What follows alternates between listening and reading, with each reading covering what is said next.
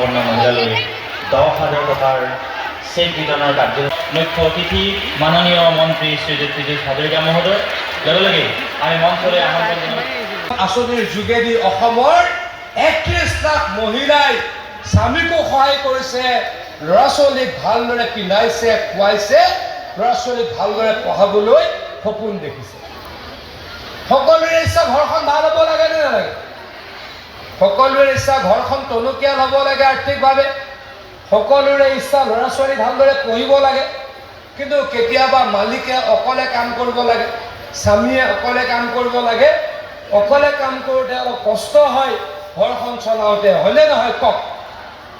আজিকালি মহিলাও জাগ্ৰত, অসমৰ প্ৰত্যেকগৰাকী মহিলা জাগ্ৰত, প্ৰত্যেকগৰাকী মহিলাই কাম কৰিব খোজে, প্ৰত্যেকগৰাকী মহিলাই স্বামীক সহায় কৰিব খোজে।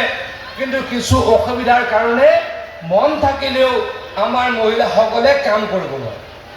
প্ৰথম কথা কিহৰ অসুবিধা? পুঁজিৰ অসুবিধা, টকাৰ অসুবিধা। এই টকাৰ অসুবিধাৰ কাৰণে আমি মন গ'লেও কাম কৰিব নোৱাৰোঁ। হিমন্ত বিশ্ব শৰ্মা ডাঙৰীয়াই এই কথা চিন্তা কৰিলে আৰু এই কথা চিন্তা কৰি কি কৰিলে?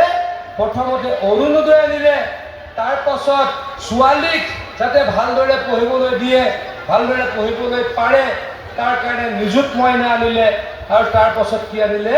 মহিলা উদ্যমিতাৰ আঁচনি আনিলে, হয়নে নহয় কওক? কংগ্ৰেছে আনিছিল নেকি এইবিলাক আঁচনি? যিকোনো খবৰৰ বাবে যোগাযোগ কৰক আমাৰ এই নম্বৰত 9181 307 2221।